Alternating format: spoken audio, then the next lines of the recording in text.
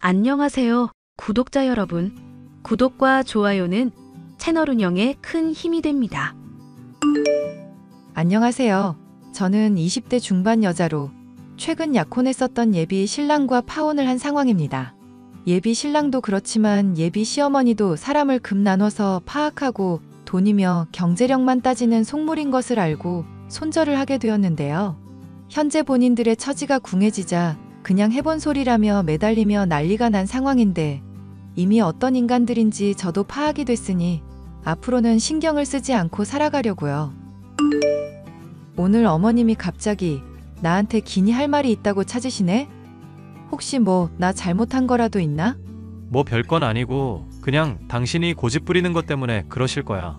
설마 우리 부모님 하시는 식당 한 달에 얼마 버는지 당신한테 말 안 한 것 때문에 그러시는 거야? 이거 당신이 궁금한 거야? 아니면 어머님이 궁금한 거야? 누가 그랬던 중요한 상황이 아니잖아. 우리 결혼까지 앞둔 마당에서 양쪽 집안에 대해서 어느 정도 파악은 하고 있어야지.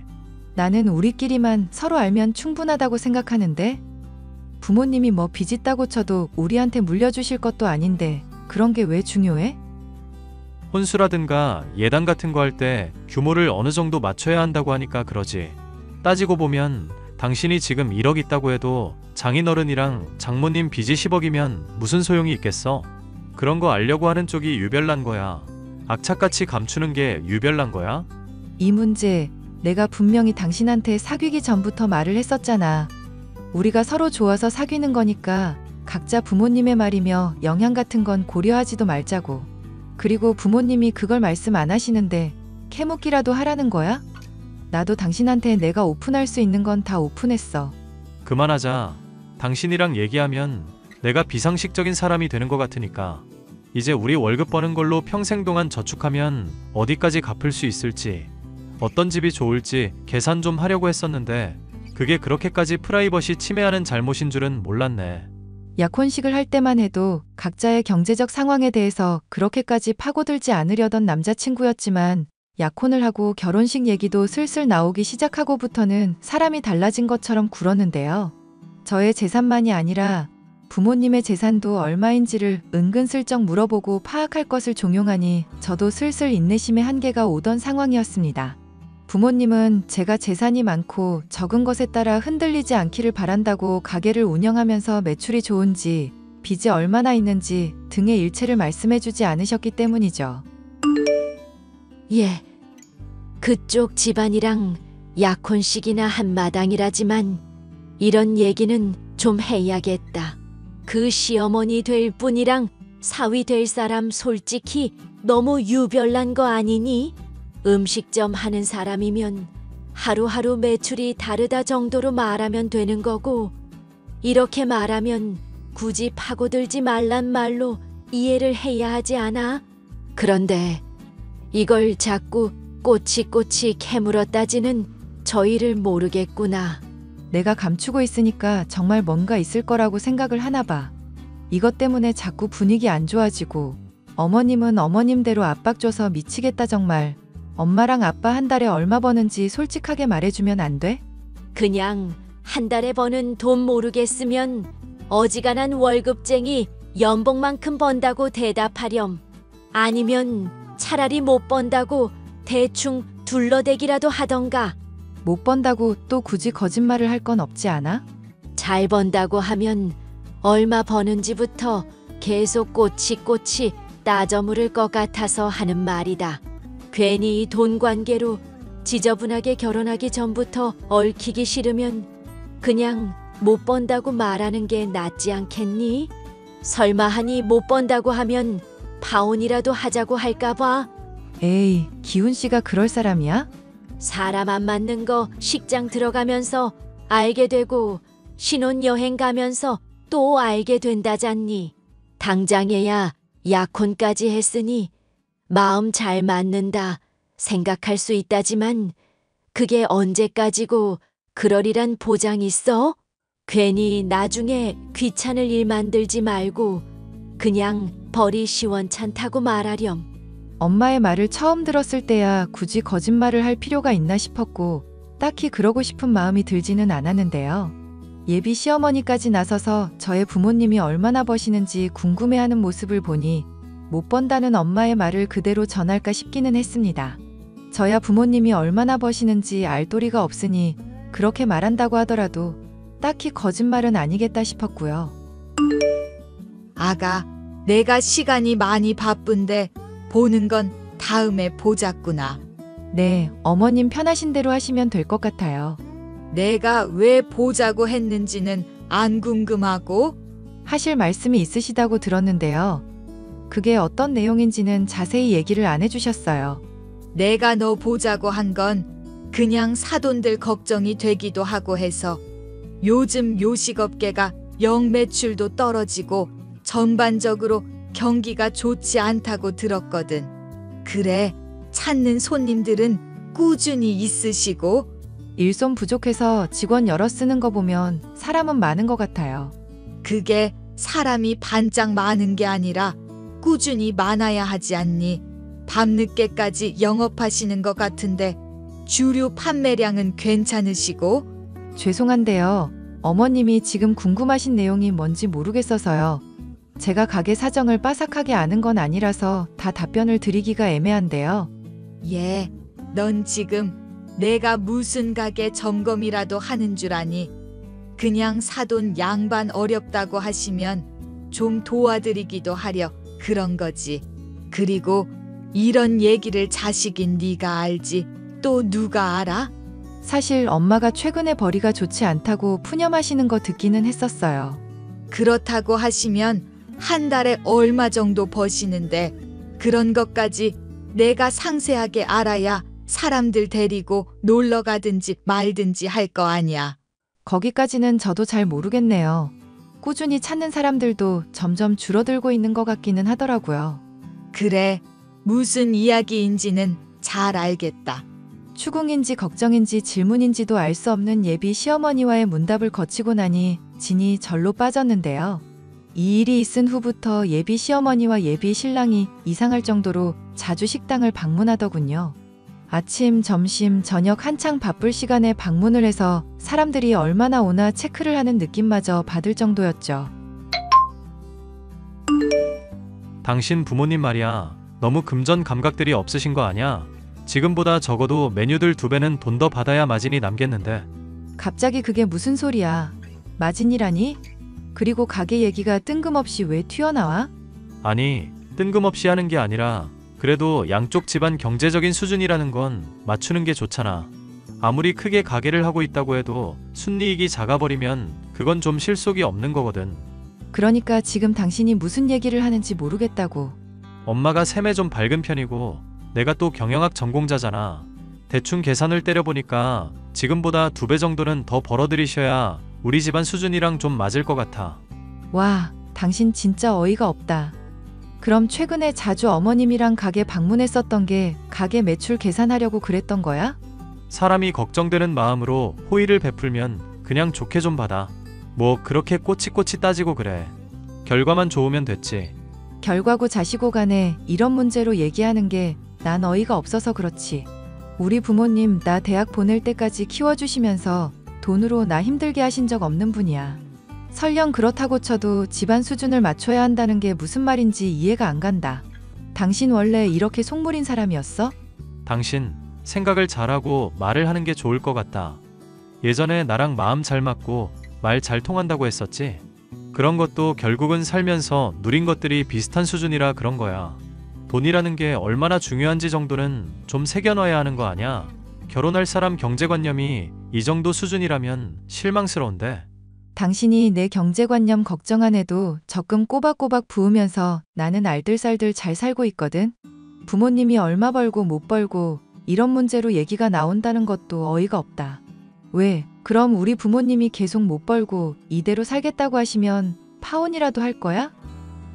꼭 경제적인 이유만으로가 아니라 그렇게 억지 부리고 고집을 부린다면야 그럴 수도 있겠지. 당신 이런 사람인 줄 정말 몰랐다. 실망이야. 실망은 당신만 하는 게 아니야. 진지하게 하는 조언이니까 생각 고쳐먹는 게 좋을 거야. 할 말은 그게 다야? 아니, 할 말 그거 말고도 더 있는데 지금 적금 붓는다는 걸 꼴의 경제활동이라고 한 것 같은데 그것도 좀 문제 같다. 주식 같은 것도 하면서 재테크를 할 생각을 해야지. 무슨 사회초년생도 아니고 촌스럽게 적금이 뭐냐. 돈과 관련해서 온갖 지적질을 해대는 예비 신랑의 모습에 저는 경악을 금치 못했었는데요. 지인의 소개를 통해 만나서 사귀고 약혼하기까지 이러한 모습을 전혀 보지 못했기 때문이죠. 결혼할 마당이 되니 본색을 드러내나 싶어 심란하기도 하고 그냥 약혼 자체를 취소해야 하나 생각이 들 정도였습니다. 엄마, 기훈 씨가 하는 말 들어보니까 그냥 나 결혼 문제 다시 생각해야 하나 싶고 그래. 갑자기 그게 무슨 소리니 약혼식까지 한마당에 뭐가 또 그렇게 심사 뒤틀릴 일이 있어서? 아니, 기훈 씨가 엄마랑 아빠 가게 일매출이 얼마인지 체크하러 갔었다잖아, 어머님이랑. 그것도 모자라서 메뉴 가격을 2배는 올려야 뭐 마진이 남을 거라느니 뭐라느니 헛소리도 하고. 나 참 박서방, 아니 그 자식이 정말 그런 얘기를 하든 매일 온다고 서비스 주고 챙겨줬더니 그런 꿍꿍이가 있는 줄 몰랐구나. 이 망할 인간들을 진짜. 궁금해서 묻는 건데 그래도 그 사람이 나름 계산을 해본 거라니까 묻는 거야. 정말로 엄마랑 아빠 가게 매출이 걱정되고 그럴 정도인 거야? 다른 음식점보다 메뉴 가격이 싸기도 하니까 나도 걱정이 돼서. 너 괜히 허파에 바람 들어가고 용돈 많이 달라 할까봐 말은 안 했었던 일이다만 말을 해야겠구나. 사실 네 아빠랑 하는 가게 벌이는 나름 괜찮은 편이다. 그 속물 모자가 생각하는 계산이랑은 안 맞을걸? 물론 그 사람들이 하루 종일 보고 있었던 건 아니긴 하지. 근데 나름대로 계산 정확하게 한 것 같은데.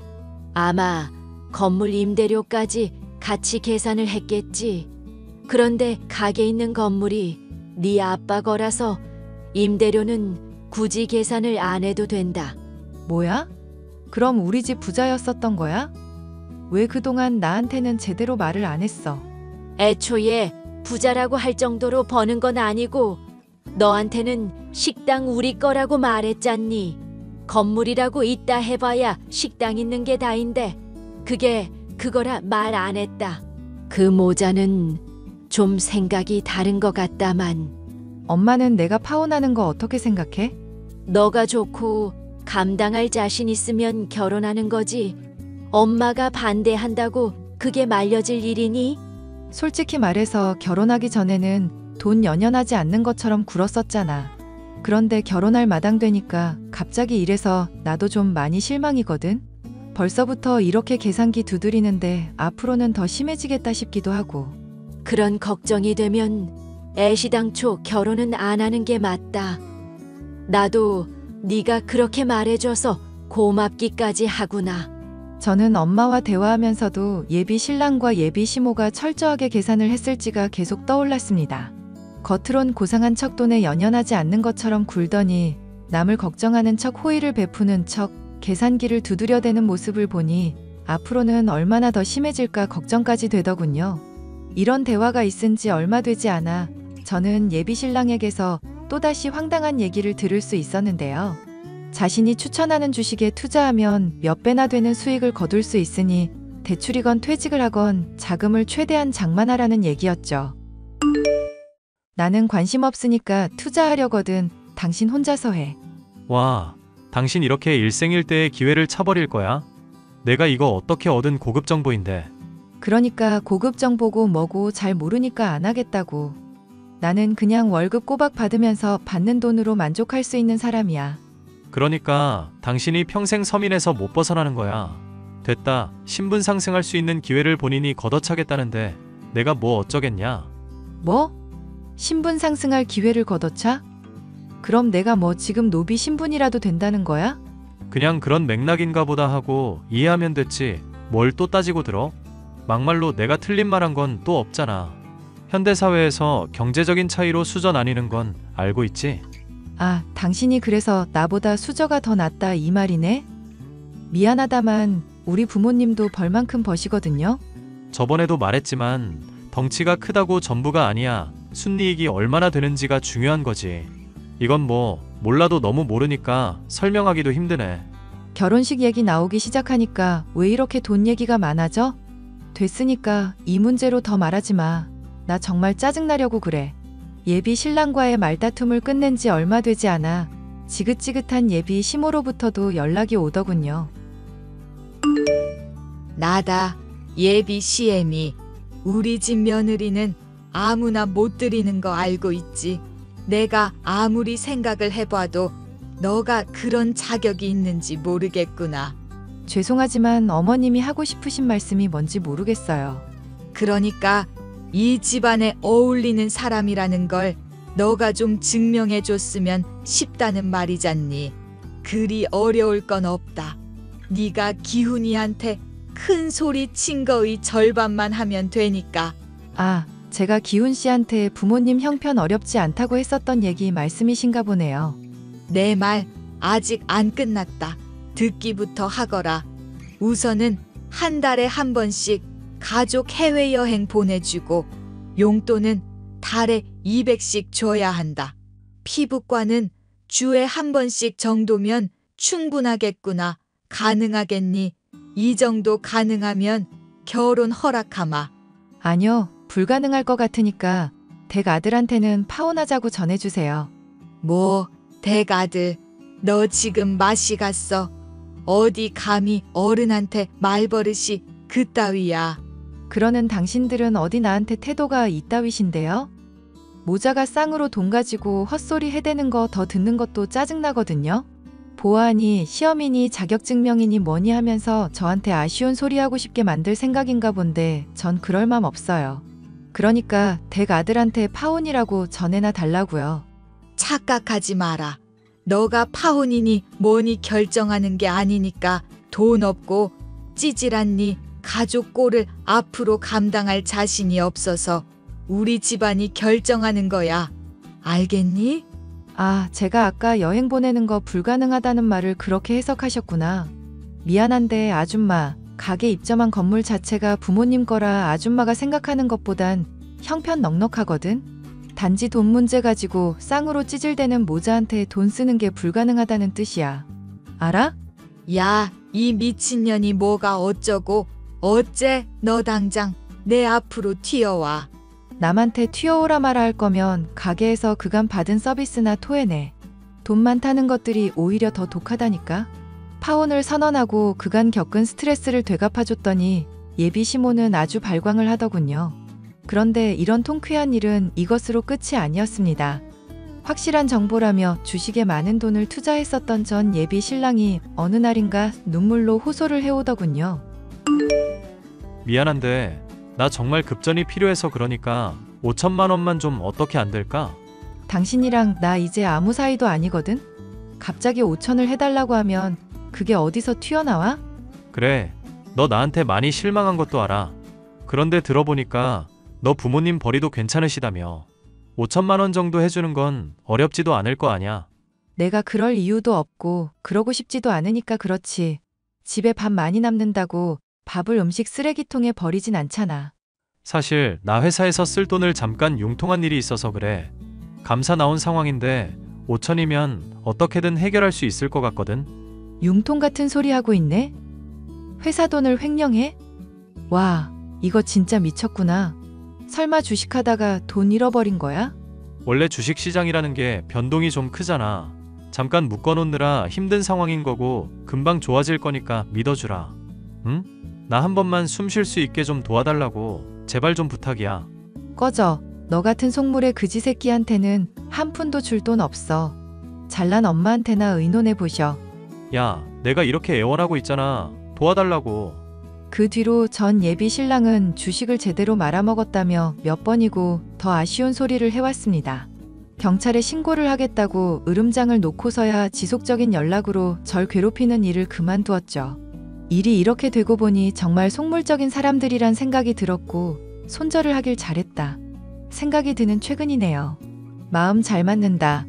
생각하던 예비 신랑의 본색을 알고 파혼에 이르기까지의 제 이야기 마지막까지 들어주셔서 감사합니다.